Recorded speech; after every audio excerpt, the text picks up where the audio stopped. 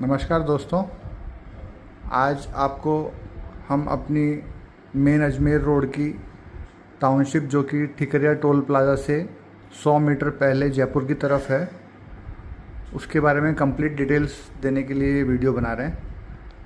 तो शुरुआत करते हैं। चलिए, ये आपके सामने जो नीचे नक्शा दिख रहा है आपको, ये पूरी टाउनशिप का नक्शा है। 40 बीघा की ये टाउनशिप है और इसमें लगभग 400 प्लॉट्स हैं टोटल।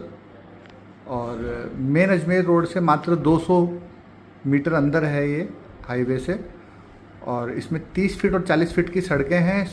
प्लॉट साइज़ की अगर बात करें तो 100 गज से चालू हैं प्लॉट्स, और फिर 138 गज, 150 गज, 160 गज, पौने 200 गज, 200 गज, जैसी आपको साइज़ चाहिए वैसे प्लॉट्स इसमें मिल जाएंगे आपको।